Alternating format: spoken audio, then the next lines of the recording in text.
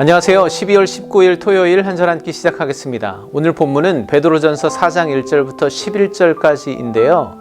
베드로는 고난이 성도에게 왜 유익이 되는지, 어떻게 하나님께 영광 돌릴 수 있는지를 말씀합니다.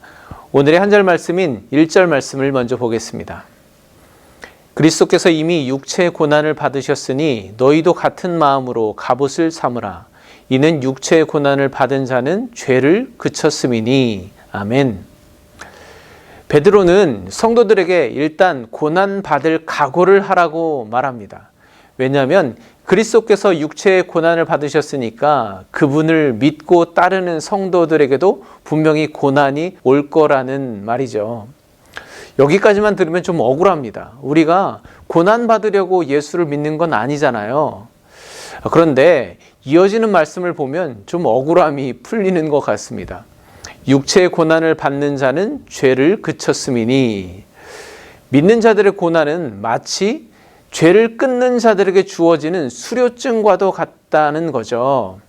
그러니까 1급, 2급 자격증이 주어지는 것처럼 우리에게 고난이 찾아올 때, 그래, 내가 죄를 끊었기 때문에 이런 금단 현상이 고난의 증세가 다시 찾아오는구나.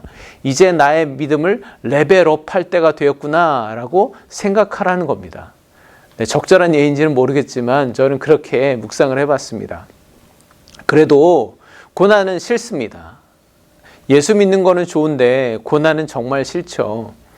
그런데 우리가 가능한 빨리 인정하고 깨달아야 되는 사실이 무엇이냐 하면 믿음과 고난은 늘 함께 간다는 것입니다. 성도는 이 세상에 나그네로 살아가는데 세상 사람들은 다 하나같이 떠밀려서 가고 있는 그 방향이 있는데 나그네 된 우리들은 그 방향을 역으로 거슬러 길을 가려고 하니까 얼마나 이리 치이고 저리 치이고 고단하고 버거운 발걸음이 되겠습니까? 예수님을 믿는다는 것은 주님 가신 길을 따른다는 것인데 그 길은 결국 십자가로 향하지 않습니까? 그러나 주님은 그 고난의 십자가의 길을 가셨기 때문에 가신 그 길을 통해서 우리에게 승리와 영광의 새 길을 열어주신 것입니다. 그것을 알고 또 그것을 믿는 성도는 예수님처럼 기꺼이 십자가를 통과함으로 영광에 이르게 됨을 믿어야 된다는 것이죠. 저는 요 며칠 말씀을 묵상하면서 이제 좀 고난에 대한 말씀은 그만했으면 좋겠다라는 생각을 하게 되었습니다.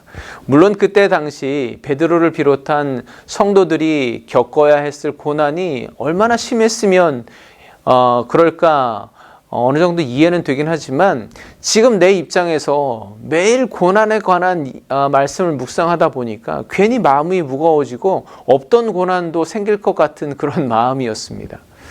그러다가 예전에 만났던 한 집사님의 이야기가 떠올랐습니다. 그 집사님은 정말 믿음이 좋은 남자 집사님이셨는데 몇 해 전에 아들을 먼저 천국으로 보냈습니다. 그럼에도 믿음으로 잘 극복하시고 늘 얼굴에 미소가 떠나지 않고 교회 일에도 솔선해서 적극적으로 섬기시는 분이셨습니다. 그런데 설상가상으로 아내가 말기 암에 걸렸습니다. 이제는 치료할 방법이 없어서 호스피스 병동으로 옮겼습니다. 마지막이 될지 모르는 신방을 받으면서 그 집사님이 이렇게 말하는 거예요. 목사님, 제가 도대체 죄를 얼마나 많이 지었길래 하나님께서 저에게 이런 고난을 허락하실까요? 저는 아무리 생각하고 기도해봐도 이해가 되지 않습니다. 우리 믿는 자들에게 고난이 자주 찾아올 수 있습니다. 그러나 도무지 이해되지 않는 고난이 찾아올 때 우리의 마음이 흔들립니다. 내가 가는 길이 정말 맞기나 한 건가 의심이 들 때도 있습니다. 그러나 그래도 믿음을 붙들고 하나님께서 무언가 뜻하신 바가 있겠지, 무슨 뜻이 있겠지라고 겨우겨우 버텨오고 있는데 마치 욥의 친구들이 그랬던 것처럼 곁에 있는 사람들이 말하죠.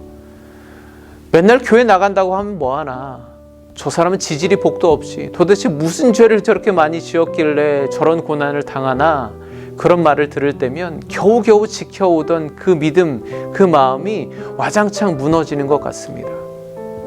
그래서 오늘 베드로는 같은 마음으로 갑옷을 입고 고난받을 준비를 하라고 권면합니다.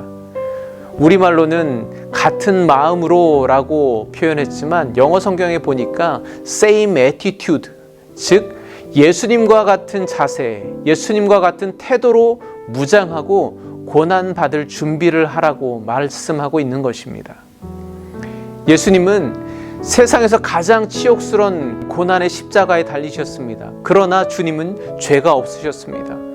예수님의 고난은 자신의 죄 때문이 아니었습니다. 오히려 주님의 고난은 우리 모두를 죄와 사망의 권세에서 해방하시기 위한 것이었습니다. 그래서 베드로는 예수를 믿는 성도의 고난 또한 죄 때문이 아니라 오히려 죄를 끊고 악한 삶을 멀리했다는 증거가 된다고 강조하고 있는 것입니다. 베드로는 이어서 말합니다. 육체의 고난을 받은 자는 죄를 그쳤음이니 그 후로는 다시 사람의 정욕을 따르지 않고 하나님의 뜻을 따라 육체의 남은 때를 살게 하려 함이라. 아멘. 때로 고난은 하나님의 뜻을 성취하는 유익한 도구가 되기도 합니다. 이 세상의 거룩한 나그네로서 이 땅의 길이 아닌 하나님의 나라의 길을 따르게 합니다. 어쩌다 우리는 죄의 길에 들어서기도 하는데 이 고난을 통해서 다시 주님께로 돌아오게 합니다. 우리의 삶의 가시처럼 늘 괴롭혀 오던 고난을 통해서 우리 안에 교만을 깨닫게 하시고 죄악의 불순물들을 제거하고 주님 앞에 정금같이 나올 수 있게 하기도 한다는 것이죠. 여러분, 혹시 지금 고난 가운데 지쳐 계십니까? 그 고난을 피해갈 수 없다면 그것을 오히려 적극적으로 받아들일 수 있도록, 그로 말미암아 나의 믿음이 정결해지고 영광의 열매를 맺는 삶이 될 수 있도록 성령 하나님께 기도해 보시기 바랍니다. 함께 기도하겠습니다. 하나님, 베드로는 예수를 따르는 자는 고난받을 준비를 하라고 말합니다. 고난은 죄로 인함이 아니라 죄를 끊고 영광에 이르는 길임을 알게 되었습니다. 오늘도 나에게 허락하신 고난을 통하여 선한 나그네 된 나의 길을 다시 설정하고 정결한 그리스도인으로 나아갈 수 있게 하여 주시옵소서. 예수 그리스도의 이름으로 기도합니다. 아멘. 대림절 마지막 주일 주실 은혜를 기대하며 맞이하시기 바랍니다. 월요일 아침에 다시 찾아뵙겠습니다. 감사합니다.